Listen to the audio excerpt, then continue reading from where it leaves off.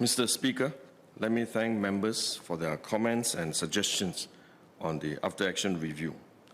Members' support during the COVID-19 pandemic played a critical role in rallying fellow Singaporeans to battle against this crisis of a generation together as a nation. Many members have also spoken about the unprecedented challenges the pandemic had brought and its impact on the economy and businesses.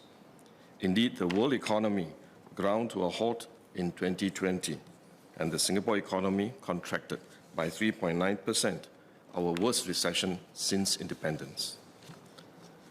Many businesses were affected by the pandemic. First, they had to implement the various safe management measures, or we now known as SMMs. Food and beverage services, for example, had to observe the dining-in rules from 2 to 4 to 0 to 4 to 2, and many changes, and implement the Trace Together Safe Entry System, or TTSE.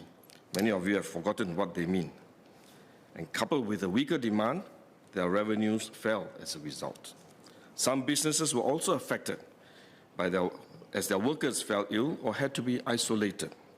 Some workers were stranded overseas and could not return to work because the borders were closed. On the other hand, those in our essential services sector, such as those producing food and water, electricity, and operating public transport, had to keep their operations going to meet the daily needs of Singaporeans, even during the circuit breaker, braving the risk of COVID-19 infections. Some businesses had to quickly pivot to new business models and new markets and embark on transformation and training to improve productivity and stay competitive. Beyond coping with the pandemic, the private sector also contributed to our fight against COVID-19. They worked in the background to secure life-saving essential supplies, operated the critical facilities, or provided services for those infected with COVID-19. People-public-private partnership played a critical role in helping us overcome the challenges of COVID-19 pandemic. Today, I will elaborate on 3 key challenges that impacted our businesses, how we worked with the industry partners to overcome them together, and the lessons we learned. First, securing essential supplies and strengthening our supply chain resilience. Second, preserving Singapore's hub status and safely reopening our borders. And finally, working with our industries to chart our road to recovery. One of the earliest challenges we faced was securing essential supplies and strengthening our supply chain resilience. When countries across the world locked down their economies and closed their borders, production and transport lines were severely disrupted during a time when global demand for essential goods actually surged.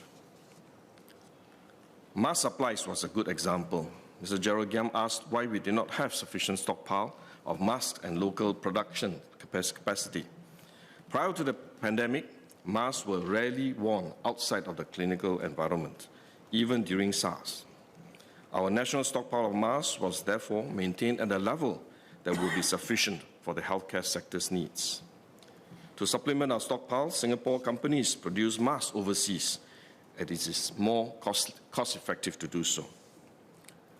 Therefore, when we decided to require everyone to wear a mask whenever they left their homes, we had a problem. We were faced with an unprecedented situation where everyone in Singapore and around the world was suddenly looking for masks for daily use. In Singapore's case, we were looking at a utilization rate of more than 5 million masks each day, around the number required by the public healthcare system for 1 month. That's 30 times more than our usual consumption. We worked very quickly with the private sector, such as ST Logistics, to source for additional mask supplies from around the world. At the same time, we worked with industry partners, such as ST Engineering, to quickly set up surgical mask production capabilities here. The first batch of made in Singapore surgical masks was produced in February 2020. ST Engineering also stood up capabilities to produce the meltdown polypropylene filters in Singapore from January 2021. This made us less reliant on imports of this critical material and enhanced the resilience of our local mass manufacturing capabilities. Various homegrown textile and apparel companies such as Gimli Group and Ramatex also stepped forward to help produce reusable masks. Many of us will remember the mask with the Malayan logo in your 2020 National Day Parade pack, and that was from Ramatex. A-Star and Nanyang Technological University also lent their expertise to develop reusable masks that were more effective at reducing COVID-19 transmission, but also more breathable and comfortable. Besides ramping up our mask production, we also work with the various partners to distribute masks island-wide. The government started distributing masks to all Singapore residents from as early as February 2020, with the support of the Singapore Armed Forces and grassroots volunteers from the People's Association. The Temasek Foundation funded and led more of these distributions thereafter. Many of you will be familiar with the Temasek Foundation Stay Masked vending machines installed across the island. They distributed a total of more than 31 million reusable masks to Singapore residents by the end of 2021. Besides masks, many Singapore companies also supported our efforts to keep our supplies of food and other essential items flowing by maintaining our supply lines. As we know, Singapore imports more than 90% of our food from overseas. We work with our shipping lines, such as the Pacific International Lines, to deploy ships to ports in the region and beyond, at times at our request, to bring food supplies to Singapore. When Malaysia issued a movement control order in January 2020 and closed the land links with Singapore, we introduced strict bubble wrapping arrangements for Malaysian cross-border delivery workers to prevent cross-infection with locals when deliver their supplies to Singapore. We also work with importers to diversify our import sources. During the pandemic, we secured new import arrangements for eggs, frozen vegetables, and frozen chicken from Poland, Red Sea shrimps from Saudi Arabia, dried fruit from Uzbekistan, and tomatoes from Turkey. We also established the Singapore-New Zealand Air Freight Project, or SNAP in short, in April 2020 to provide a secure two-way air bridge to carry almost 140 metric tons of food supplies to Singapore and medical supplies back to New Zealand. 16 local food importers participated in this project, and cargo flights by the Singapore Airlines and Air New Zealand flew these food supplies to Singapore. Once supplies were brought in from abroad, many Singapore companies also played a part in managing our local distribution network from warehousing to retail shops. PSA International stepped up warehousing capacity to ensure we had sufficient space for our upsized stockpiles of essential goods. Supermarkets such as NTUC FairPrice, Sheng Siong, and Dairy Farm International Retail Group also work very hard to keep our shelves well stocked. For example, frontliners at Sheng Siong, Mr. Sivakumar and Madam Lee Cheng Hui, were involved in these efforts. At the height of the pandemic, they worked overtime every day alongside their colleagues to replenish shelves as fast as possible and patiently explain the SMMs to the anxious customers. Madam Lee also offered Mr. Sivakumar the spare room at a home to stay in when borders closed and he could not commute daily in and out of Singapore. Mr. Seah Kian Peng, in his capacity as Chief Executive Officer of NTUC FairPrice, also went out of his way to assure Singaporeans that we had enough supplies and that panic buying was not necessary. Many members in this House did so too, including Mr. Speaker yourself. Much work also went on behind the scenes to ensure that our shelves are restocked regularly. Trucks ferrying supplies from warehouses were coming into some supermarkets twice as frequently as 6 to 8 times a day. The government has employed a combination of strategies to enhance our supply chain resilience. First, diversification of imports. Second, enhancing our local manufacturing capability. And finally, stockpiling. We have been doing this since before the pandemic, as Dr. Tan Wu Ming, Mr. Gerald Giam, Mr. Liang Eng Hua, and Mrs. Saktiyanti Supaat mentioned, the COVID-19 pandemic has only reinforced the importance of these strategies. Minister of Health, Mr. Ong Yi Kang, earlier explained how we work with commercial players to secure vaccines and how we will review regulatory levers to improve our response to future public health crises. And as mentioned by Mr. Saktiyanti Supaat, these initiatives do come with a cost. We will work with the industry and our trade partners to find cost-effective solutions. I would also like to encourage Singaporeans to support our diversification strategy by trying different sources of supplies, different brands, when you go about doing your daily shopping. Strengthening our supply chain resilience not only helps us meet our domestic needs, but also helps Singapore strengthen our status as a business and trading hub. Instead of resorting to protectionist measures during the pandemic, we continue to allow our manufacturers and distribution centers based locally to export goods to meet their obligations to their customers. I join Mr. Melvin Yong in thanking our transport workers, including our maritime workers, and indeed, because of their dedication, our ports remain open 24/7 amidst disruptions at major transport hubs elsewhere. Singapore played a critical role in ensuring that global supply chains continue to function.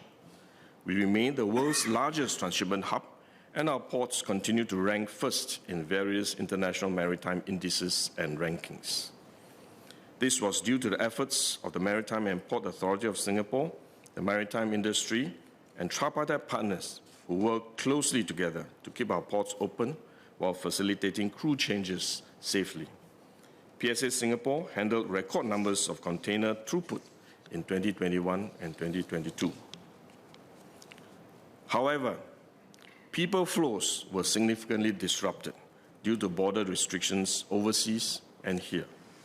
These were complex decisions that had to be made urgently, and we took a risk-based and calibrated approach to manage our borders. At the beginning, we took some time before deciding to close our borders. This was an unprecedented decision that we did not take lightly. As a small and open economy, our connectivity is our lifeline. Border closures are also highly disruptive to businesses, travelers, and families. Now, with the benefit of hindsight, we could have erred on the side of caution and tightened border measures earlier when there were signs of virus spreading across borders, even if there had not been any large infection clusters here. As the pandemic persisted, we often had to adjust our plans, sometimes at short notices, to respond to new variants of concern and new COVID-19 waves that emerged overseas. The multiple delays in the launch of the Singapore-Hong Kong air travel bubble were a notable example. Thereafter, we decided not to call it a travel bubble anymore because it kept bursting. One key concern we had in mind when we made decisions on border restrictions was ensuring that workers, especially those in essential services, could still enter Singapore while managing the potential risks of COVID-19 transmission. When Malaysia introduced their movement control order, a sizable group of Malaysian workers who normally cross the border daily were faced with the dilemma of either staying in Singapore for work and be separated from their families, or potentially giving up their jobs and returning home. Businesses were also affected, with many at risk of critical manpower shortages. We worked with our businesses to introduce several measures, such as the periodic commuting arrangement and the reciprocal green lane, to address this problem. We also coordinated closely with our Malaysian counterparts to ensure the implementation was as smooth as possible. There were also other times when we erred too much on the side of caution, which created disruption and uncertainty for businesses and workers. For example, when we experienced spikes in local infections, we temporarily suspended the entry of foreigners and long-term pass holders, including work pass holders, into Singapore. This was to minimize the number of imported cases to avoid overloading our healthcare system. But as highlighted by Ms. Janet Ang, These restrictions created significant difficulties for the long-term pass holders, some of whom endured prolonged family separation and disruption to their work. This also affected our global reputation as a hub and open economy and strained the manpower situation of our businesses and services. As we learned more from our experience and understood more about the virus, we were able to strike a better balance and find ways to safely reopen our border. We unilaterally opened to general travelers in late 2020, but we did so gradually for a handful of very low-risk countries. We regularly updated this list of countries, taking into account COVID-19 transmission trends. When more than 75% of the Singapore population was fully vaccinated, we decided to pilot vaccinated travel lanes in September 2021. This allowed for a larger number of travelers to enter Singapore as long as they were fully vaccinated. I would like to thank Singaporeans, Singapore residents, and businesses for adjusting to the frequent changes in our border restrictions and for accommodating the inconveniences and uncertainties caused. These reopening efforts were also supported by our homegrown COVID-19 testing capabilities. The Diagnostics Development Hub worked closely with local medical technology firms Merexus and Advanced MedTech Holdings to develop and scale up Fortitude and Resolute 2.0 COVID-19 test kits, which were also used to test incoming travelers. Today, we have fully opened our borders. Passenger traffic through Changi Airport is expected to recover to pre-COVID-19 levels by 2024. And we are also making good progress on our long-term infrastructure projects such as the Changi T5 and Tuas Port. Ms. Polisan raised the need to support our aviation companies and workers as they continue on the road to recovery. Since the start of the pandemic, the government has provided close to $2.5 billion of support towards the aviation sector's recovery. With the continued support of our industry partners and workers, I'm confident that our status as a hub will grow from strength to strength. The final challenge I want to touch on today is how we work with our industries to chart the road to recovery. When the pandemic struck, almost every sector of the economy was affected. Through the 8 COVID-19 budgets, the government provided more than $72 billion of support for businesses and workers, and these include enhancements to the Enterprise Financing Scheme and the introduction of the Temporary Bridging Loan Scheme, which helps small and medium enterprises address their cash flow difficulties. Enhancements to capability development grants like the Enterprise Development Grant, Market Readiness Assistance, Productivity Solutions Grant, which help businesses transform and enhance their competitive edge in preparation for recovery. Wage support for employers to help them retain their local workers during the COVID-19 pandemic, such as the Job Support Scheme, and support measures for businesses affected by the SMMs, such as the Rental Support Scheme and Small Business Recovery Grant. We also provided grant support to businesses, such as the nightlife establishments, to pivot to other business activities. The Emerging Stronger Task Force was set up to chart out our long-term response to the structural shifts in our economy arising from the COVID-19 pandemic. The task force worked with partners from businesses, trade associations and chambers or TACs, unions, institutes of higher learning, and the government to form 9 Singapore Together Alliances for Action or AFAs. These AFAs prototype ideas to address industry challenges, and the successful ones were then implemented across the industry. One of the Singapore Together AFAs focused on enabling safe and innovative visitor experiences. The AFA was co-chaired by Ms. Kui Wei Lin, President of the Singapore Hotel Association, and Mr. Lee Xiao Hiang, Chief Executive Officer of the Changi Airport Group. It was supported by the Singapore Association of Convention and Exhibition Organizers and the suppliers of the National Association and the National Association of Travel Agents Singapore, or NATAS. The AFA's mandate was to pilot prototype arrangements for the safe resumption of large-scale international business events, design of safe itineraries for business and MICE travelers, and deployment of digital enablers to facilitate a safe and seamless journey for visitors. These prototypes were piloted at Travel Revive in November 2020 and GeoConnect Asia in March 2021, the first international travel roadshows to take place physically in Asia Pacific during the COVID-19 pandemic. Learnings from these pilots were then incorporated into more than 550 events subsequently under the Safe Business Events framework and other strategically important events such as the Singapore Air Show and the Singapore International Water Week. Although the tourism sector was hard hit by the pandemic, the efforts of the AFA and other industry partners helped the sector bounce back quickly from the pandemic when international traveling resumed. Notably, we also brought back the Formula One night race in 2022, which attracted more than 300,000 participants, and this was the largest turnout since we first hosted the race in 2008. As earlier mentioned by Ms. Janet Ang, another scheme that gave the sector a boost during the COVID-19 pandemic was a Singapore Rediscover voucher scheme. More than 450 hotels, attractions, and tour providers benefited from this SRV scheme. Many of these merchants seized the opportunity to adapt their products for the domestic market and boosted their revenues amidst this challenging period. I'm sure many members and your residents have enjoyed the SRV. Other segments of our economy that were particularly affected by COVID-19 were our heartland enterprises, retail and F&B sectors. They were the worst hit by SMMs imposed on business operations. As Mr. Seah Kian Peng and Ms. He Ting Ru mentioned, the multiple changes and granular differentiations in SMMs for business operations caused uncertainty and disruption for their operations.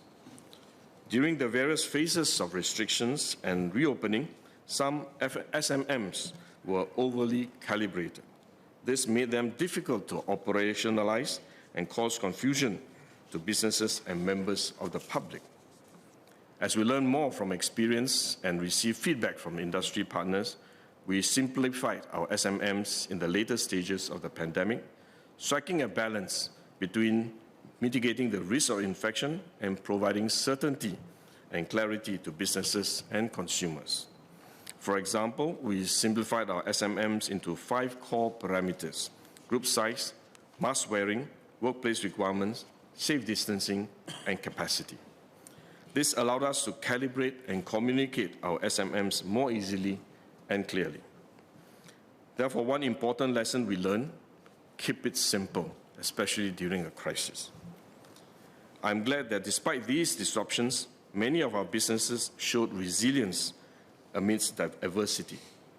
Many heartland enterprises accelerated their digitalization efforts as their physical storefronts and workplaces were closed. This helped them overcome the constraints of the SMMs and grow their businesses. To date, I'm happy to say that around 93% of our heartland enterprises have adopted e-payment solutions, which is almost 40% more than before the pandemic. Over 2/3 now have online presence, about 30% more. I'm glad to hear from Mr. Sean Huang and other members in this House about how digitalization has benefited heartland enterprises in your constituencies.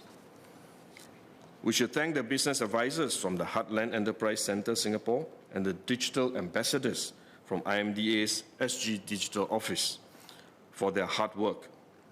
Together, they conducted over 66,000 ground engagements with heartland enterprises on e-payment and online presence solutions under the Heartland Go Digital program. Mr. Saktiyanti Supat asked how we will sustain the momentum of these digitalization efforts. Digitalization is a journey without end. We will launch a 3rd phase of the Heartlands Go Digital program later this year. This will tap on the expertise of new partners from the private sector and institutes of higher learning to help heartland enterprises develop capabilities in digital marketing and visual merchandising. Even though the worst of the pandemic is behind us, the government will continue to work with our businesses as we progress along this journey of transformation. So let me conclude. The key lesson we learned from the pandemic was that there will always be unexpected challenges that will surprise us. We do not know when the next pandemic will happen or what future crisis may be like. But the one thing we can be confident of and relied upon is the Singapore spirit, working together, trusting one another, and looking out for each other like family.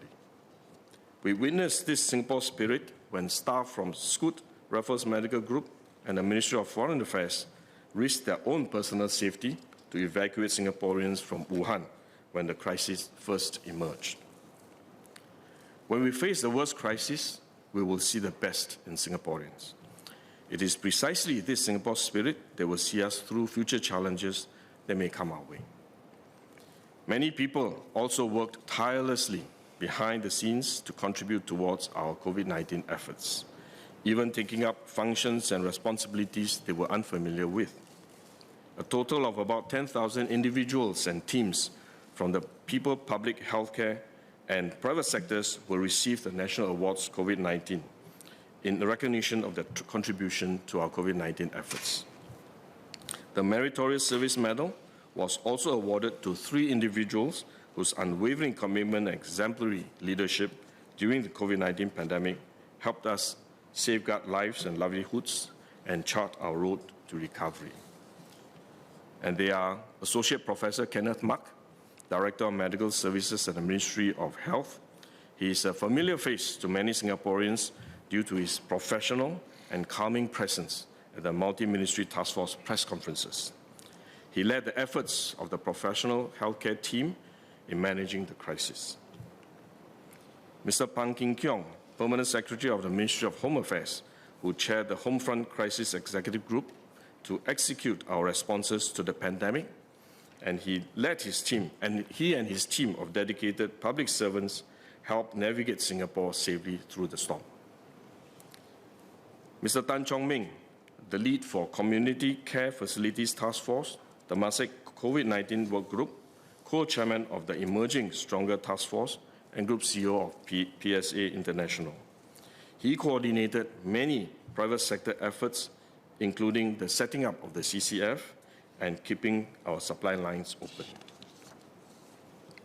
However, in the end, it is not just individual efforts, but the whole society coming together that ensured that we would prevail.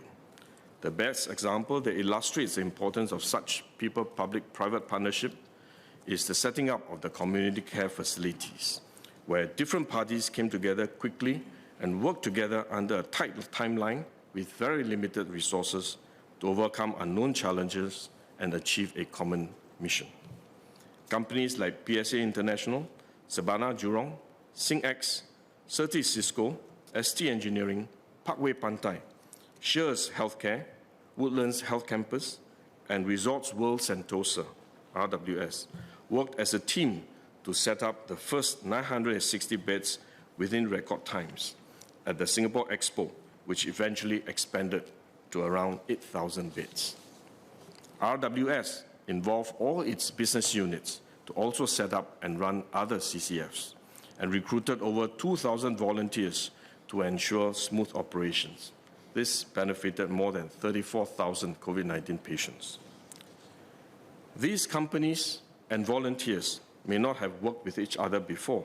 They have not met each other, but they came together nonetheless, each offering their expertise and resources to ensure the smooth setup and operations of our CCFs.